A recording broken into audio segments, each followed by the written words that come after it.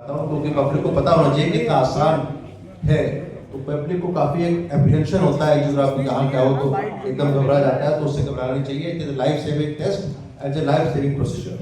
तो ऐसे कंडीशन में मैं ये कहूंगा कि आप लोग को डरने की जरूरत नहीं है। पर डरने की बात तो यहाँ पर है कि हम लोग तो इलाज कर ही रहे हैं। डरने की बात है यहाँ पर जहाँ पर हम लोग ट्रीटमेंट के साथ साथ जो ये वर्ल्ड एनवायरनमेंट है, ग्लोबल वार्मिंग है, इट इज एक्चुअली किलर।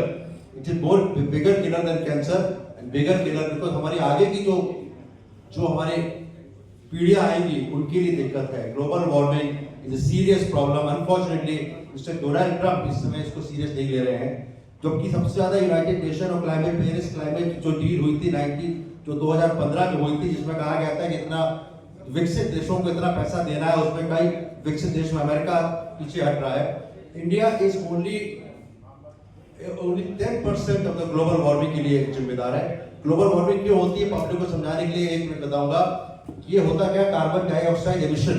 जितना इंडस्ट्रियलाइजेशन हो रहा है पूरी दुनिया में, जो CO2 एमिशन होता है वो ऊपर जाके रुक जाता है और नीचे का सतह की वार्मिंग होती है। 1.5 डिग्री सेंटीग्रेड पर डेकेड का राइज हो रहा है। पेरिस क्लाइमेट में कहा गया था कि इसको 2 से कम रखना है, जो कि अभी हम अचीव नहीं कर पा रहे हैं।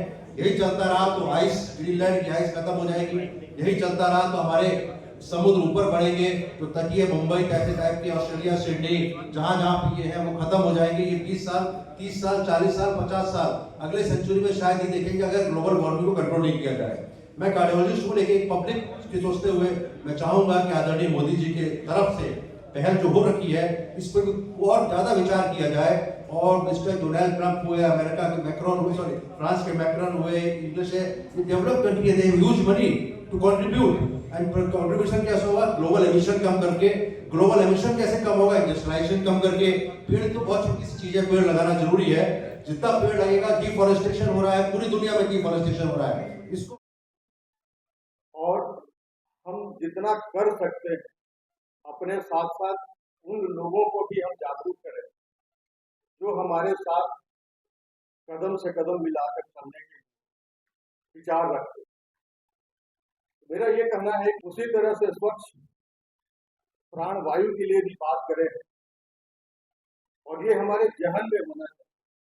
हम कहीं भी देखते हैं व्यक्तिगत रूप से कोई भी सरकार आती है तो शिक्षा की बात करते हैं, स्वास्थ्य की बात करते हैं, हॉस्पिटल की बात करते हैं, रोजगार की बात करते हैं, लेकिन स्वच्छ प्राण वायु की बात हम नहीं करते, क्योंकि वो हमें फ्री में मिल रहा है।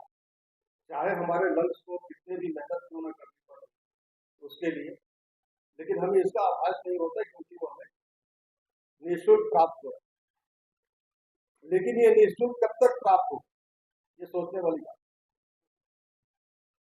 हम कब तक निःशुल्क प्राण वायु लेते रहेंगे? अगर ग्लोबल वार्मिंग की गति यही रही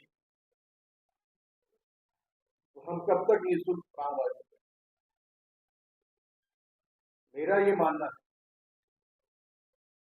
कि वो सारे चुनौतियों का सामना करने के लिए और ग्लोबल वार्मिंग पे एक अंकुश लगे, नियंत्रण कायम हो, हम कुछ ऐसा करें जो दूसरों के लिए अनुकरणीय हो, दूसरों के लिए उदाहरण हो, और इससे बेहतर ऑर्गेनाइजेशन कोई नहीं हो सकता है।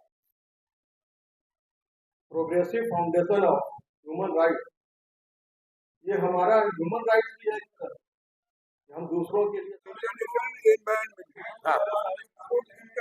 एनवायरमेंट डे को हमने आज यहाँ पे बुला के क्यों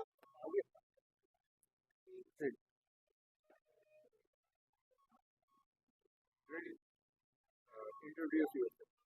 जी, मेरा नाम प्रणव भारद्वाज है और हम एक ग्रुप से हैं जिसका नाम DSS ग्रुप है।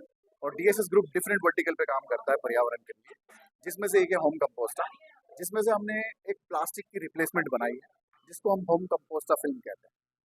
अभी हमने वो फिल्म इजाद की है। इस फिल्म से बने हुए कोई भी जो प्रोडक्ट होते हैं वो प्रोडक्ट अपने आप ही कूड़े में, पानी में या जो लैंडफिल है उसमें अपने आप ही खत्म हो जाते हैं। जैसे क्या है कि इसमें स्पेशलिटी क्या है, ये जो बनाया गया है ये समुद्री वेजिटेबल जो है सब्जियां, उनसे मोनोमर एक्सट्रैक्ट करके हमने ये बनाया है। यानी इससे जो जो इंग्रेडिएंट है, इसके रॉ मटेरियल है, वो भी इजीली मार्केट में अवेलेबल है।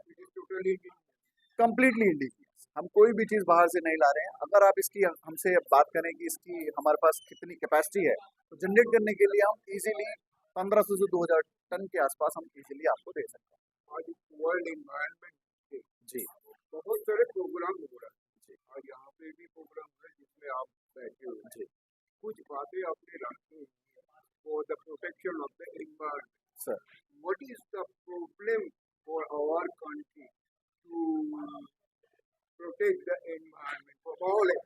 एग्जैक्ट एक्चुअली क्या है सर, प्रॉब्लम ये है कि हम लोग बहुत ज़्यादा कन्वीनियंट हैं। हम लोग जो है ना अपनी सेहत को लेके जब हम एक्शन लेते हैं, जब चीज़ें बहुत ज़्यादा ख़राब हो जाती हैं। जैसे मैं हम अभी कह रहे हैं, अभी हर किसी को ये पता है, हम पिछले 10 साल से ये वर्ल्ड एनवायरनमेंट डे कितना ज़्यादा मतलब हम मनाने लगे हैं, लेकिन इस पे एक्शन कभी भी नहीं होता। हम ये कहते हैं सबसे बड़ी प्रॉब्लम है प्लास्टिक। अगर इस प्लास्टिक की कोई ऐसी रिप्लेसमेंट है जो कम